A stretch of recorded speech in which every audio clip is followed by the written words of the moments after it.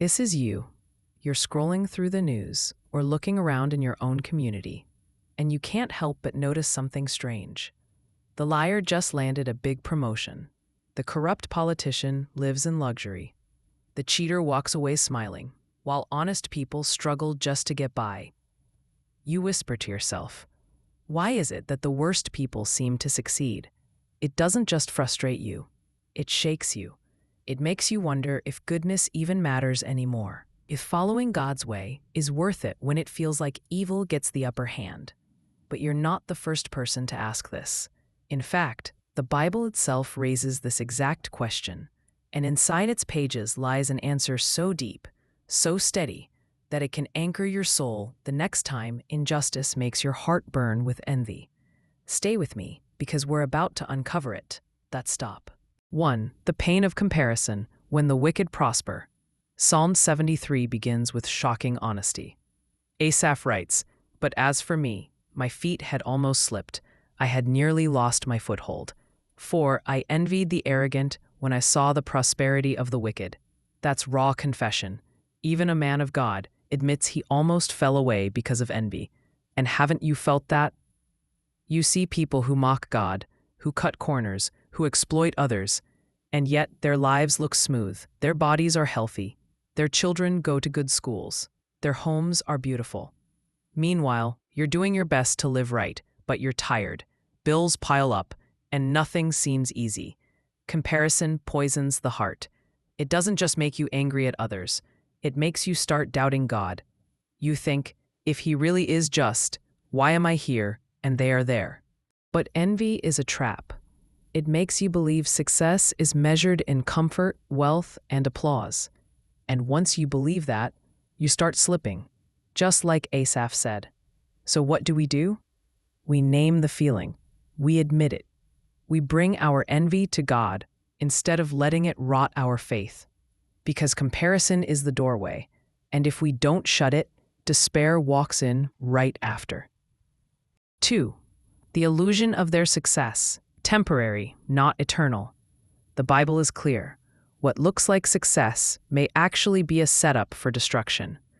Asaph says of the wicked, "Surely you place them on slippery ground. You cast them down to ruin. How suddenly are they destroyed, completely swept away by terrors." Psalm 73, 18-19. Think of Pharaoh. At the height of Egypt's power, he seemed invincible, rich, proud, worshipped as a god.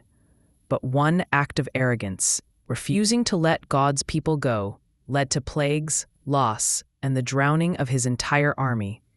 His success was just a stage for God's glory.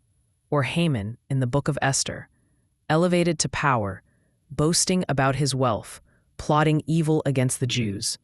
But his pride led him to the very gallows he had built for Mordecai. Or Nebuchadnezzar of Babylon, who once strutted over his empire and said, "Look at this great Babylon I have built." In that moment, God struck him with madness. He ate grass like cattle until he admitted that heaven rules. The pattern repeats through history. The success of the wicked is short-lived. It burns bright like a firework, but ends in smoke and silence.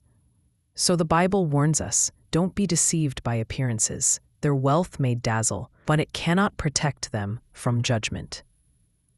God's timing versus our impatience. Here's the hardest part, waiting. Psalm 37:7 says, "Be still before the Lord, and wait patiently for Him." Do not fret when people succeed in their ways, when they carry out their wicked schemes. Waiting doesn't mean doing nothing. It means refusing to let your heart get poisoned by envy while you trust God's justice. The truth is, we see only a tiny piece of the story. We see today's Instagram post, today's promotion, today's luxury car, but God sees the whole arc of a life, and He knows the end from the beginning. Think about it. If God had given Joseph justice right away when his brothers sold him into slavery, Joseph would never have reached the palace of Egypt. God's plan required waiting. Years of it, but at the right time, everything made sense. When you feel impatient, Remember, God's justice clock does not run late. It runs perfectly. 4. The cost of envy. Losing your own peace.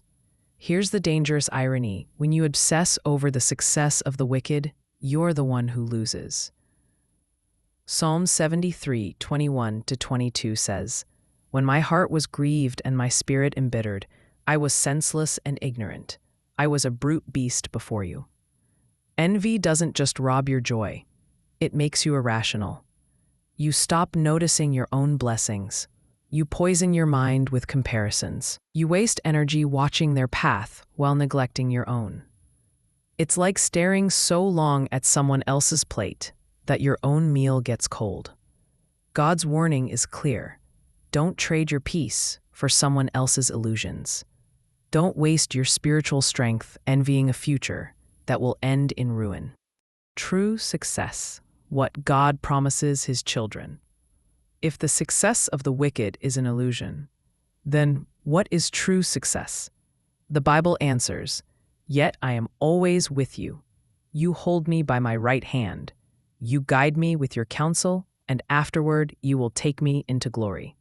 Psalm 73, 23-24. That's success.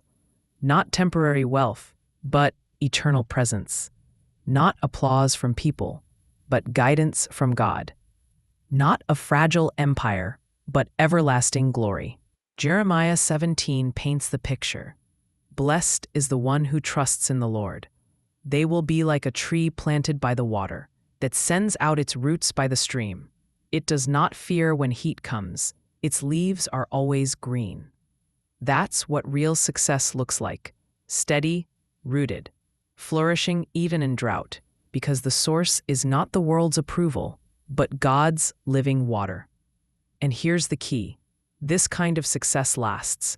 It carries beyond death into eternity. Choosing where to fix your eyes. So the question is not whether the wicked seem to succeed. They do.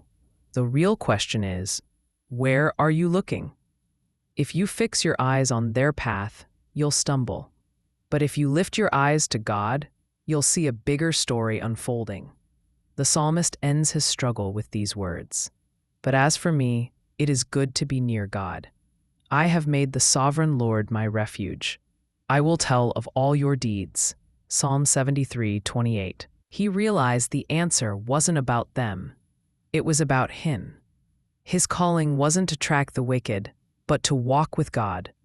And that's the same for you. So why do the worst people seem to succeed? Because their success is temporary. It's fragile. It's often the stage for their downfall.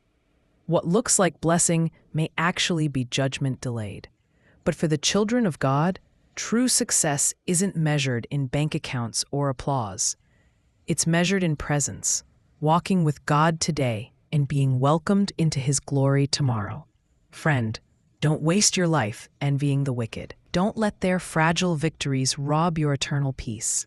Fix your eyes on God, trust his timing, and live in the quiet confidence that his justice never fails. Because in the end, the wicked may rise quickly like weeds, but only the righteous, rooted in God, will endure forever.